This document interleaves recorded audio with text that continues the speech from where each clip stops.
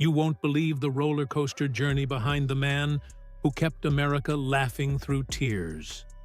Born in Morgantown, West Virginia in 1924, Don Knotts entered a world already on the brink of collapse.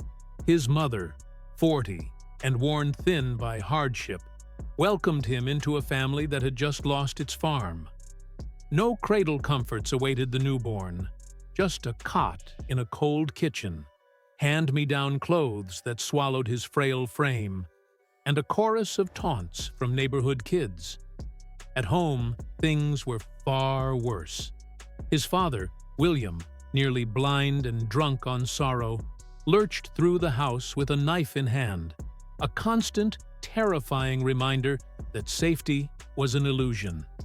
When his father finally succumbed to pneumonia when Don was just 13, relief mixed with grief. But the relief was fleeting. You might think his brothers, older by over a decade, would step in to protect him, but bitterness hardened them.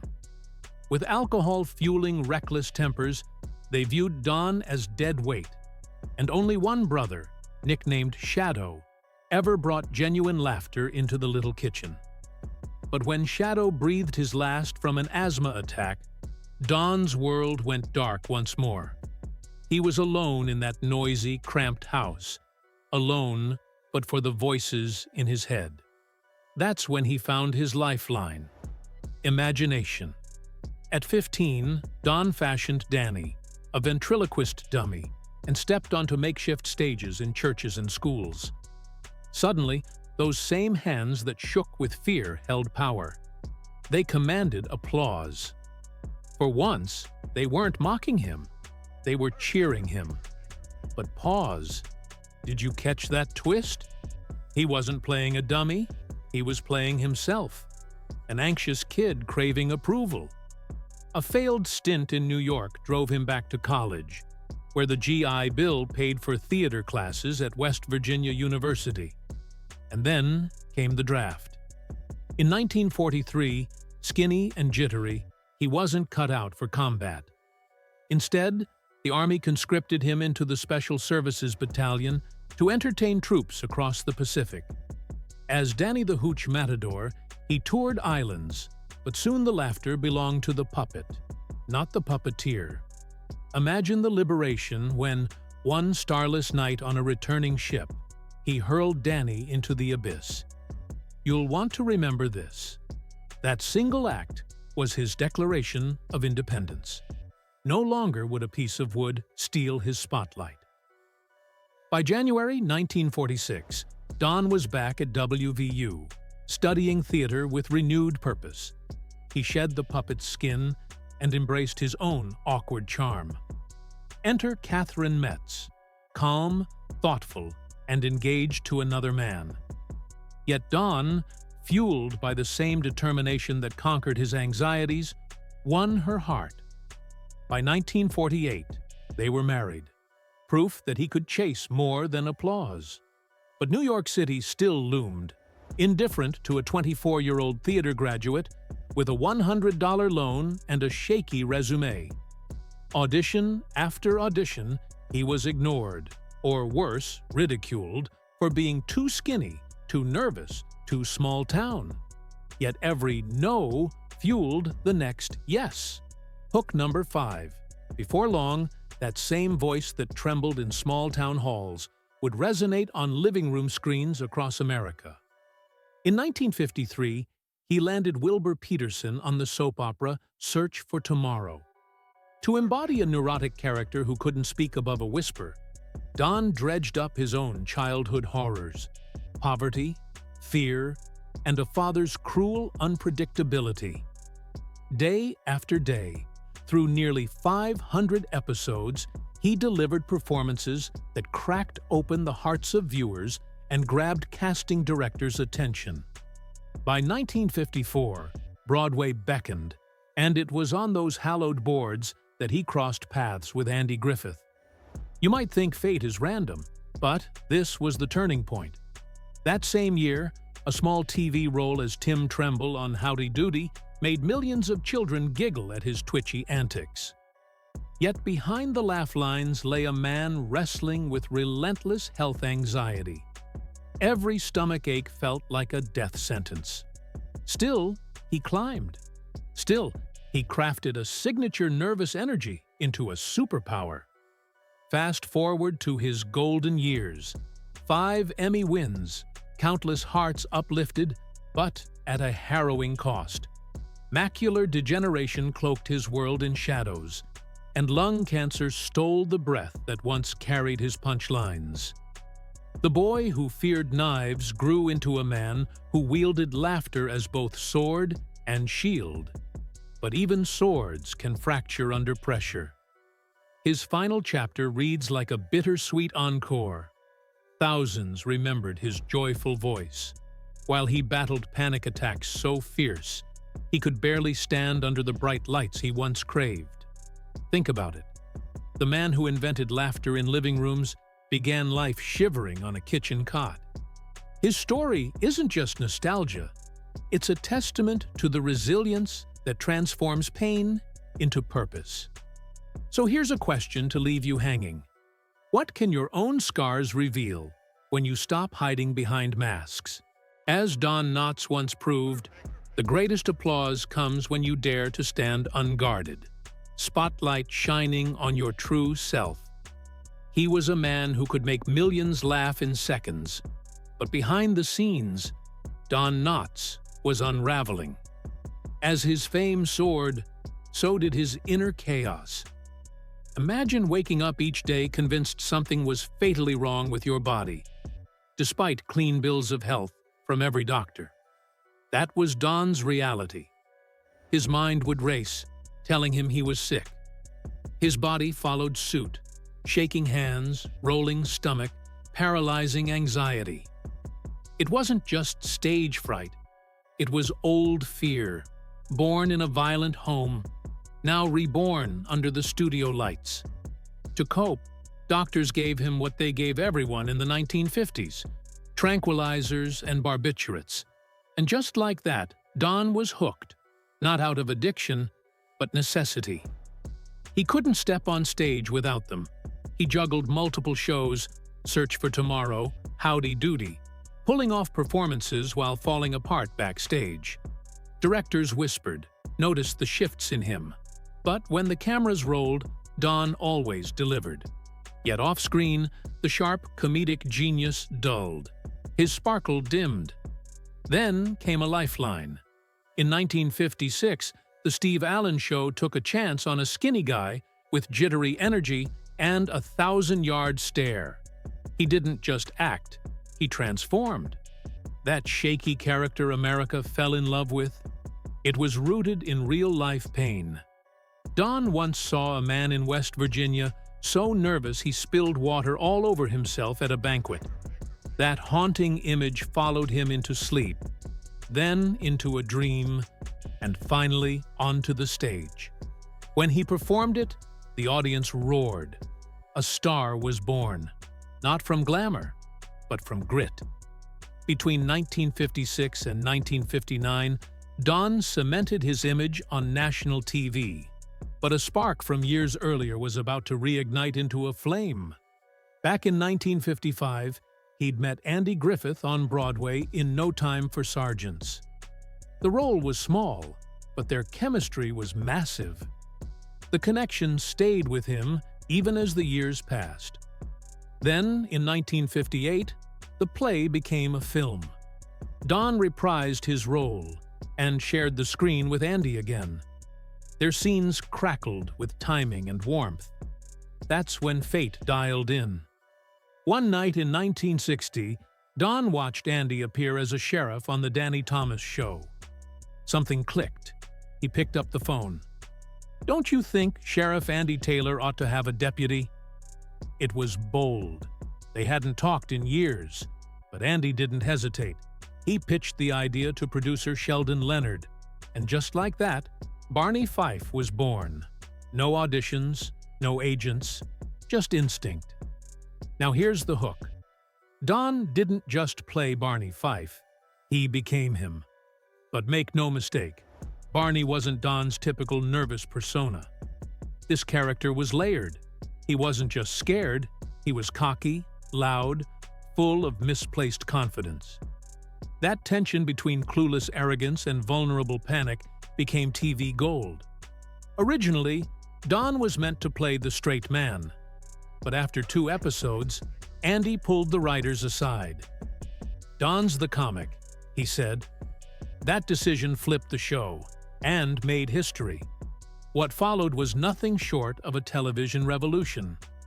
Barney Fife, with his one bullet, his puffed-up pride, and his unintentional chaos, became the soul of Mayberry. Audiences couldn't get enough. Don won Emmy after Emmy, 3 in a row, for a supporting role. But fans knew he was the heartbeat. The way he fumbled, overreacted, then melted with childlike defeat when things fell apart. It was timeless. And it came straight from Don's own heart. One of the most powerful hooks. Barney's bullet. Just one, kept in his pocket. Not in the gun. That choice, both hilarious and sad, was pure Don. He knew comedy was about vulnerability, not just punchlines. He built a character that made people laugh because they understood him. Barney wanted to be a hero, but he was human. Deep down, so was Don. And just when everything seemed perfect, the unthinkable happened. In 1965, Don walked away. He believed Andy's plan to end the show after 5 seasons, so he signed a film deal with Universal. 5 movies, a whole new direction. Then, the twist. Andy changed his mind. The show would continue. Don couldn't undo the contract. He was out. That decision haunted him. He didn't want to leave, but he had no choice. Barney moved to Raleigh, a promotion, a goodbye. Fans felt the loss. The heart of the show had left Mayberry. Still, Don returned for guest spots in 1966 and 1967, and every time it felt like coming home. Away from the small-town charm of Mayberry, Don turned toward the silver screen. His Universal deal gave him the spotlight, but the box office was a roller coaster. Movies like The Ghost and Mr. Chicken and The Incredible Mr. Limpet brought in loyal fans, but not blockbuster acclaim. Still, he worked relentlessly. Behind that wide-eyed stare was a man who couldn't stop trying. He had something to prove, that he wasn't just a sidekick. Now let's dive deeper. Despite his on-screen insecurities, Don built a surprisingly solid financial life. Though he didn't chase luxury the way some celebrities do, he enjoyed comfort. He never paraded exotic cars or flaunted wealth. His lifestyle was modest, but his investments were smart. He put money into real estate, quiet properties in California, safe bets that appreciated over time. He wasn't flashy, but he was steady. The kind of guy who understood that Hollywood fame can vanish in a blink. Don didn't own a private jet or wear million-dollar watches. Instead, he relied on well-structured contracts and professional management. He insured his health and assets carefully, aware of how fragile everything was. His early years taught him to prepare for storms, even when skies looked clear. The financial lesson from Don Knotts? Protect your peace. He built a career on unpredictability, but managed his money with quiet discipline. He avoided lavish mistakes, made careful choices, and leaned on his instincts more than trends. In an industry that burns fast, he paced himself. By the late 60s, his career was shifting, but his legacy was untouchable. Barney Fife had already entered television history. And Don? He remained that rare kind of star, one who made millions laugh without ever truly escaping his own shadows. But perhaps that's why we loved him. Because in every trembling step, every wide-eyed stare, we saw a little of ourselves, trying, failing, and laughing anyway. And that story was only just beginning. He had been away from Mayberry for decades, But when Don Knotts returned for Return to Mayberry in 1986, time folded in on itself. He slipped back into that uniform, that swaggering, insecure confidence. And suddenly, Barney Fife was alive again. Audiences who had grown older felt their hearts pulled backward. The magic hadn't aged. That one role, across just a few seasons and a handful of specials, earned Don 5 Emmys, an unbeatable record for a comedy supporting actor. But behind the accolades was a man still trying to outrun a lifetime of self-doubt. After leaving The Andy Griffith Show, Don had tried to become something bigger. In 1964, he dove into the absurd and charming world of the incredible Mr. Limpet, a half-animated, half-live-action oddity where he turned into a fish and helped the Navy. On paper, it sounded ridiculous.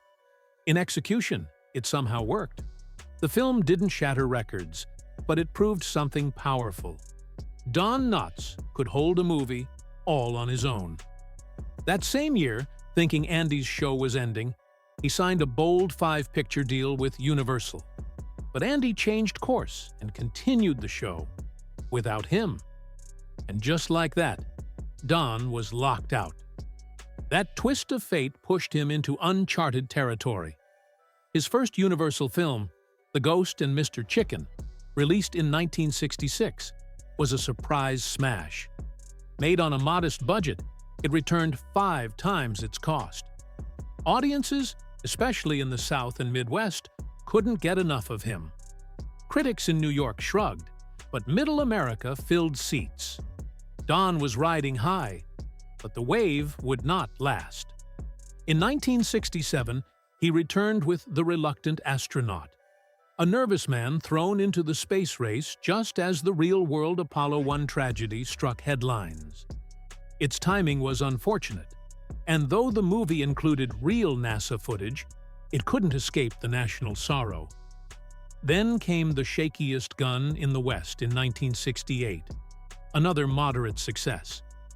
He was playing variations of the same twitchy, lovable coward, and people still laughed.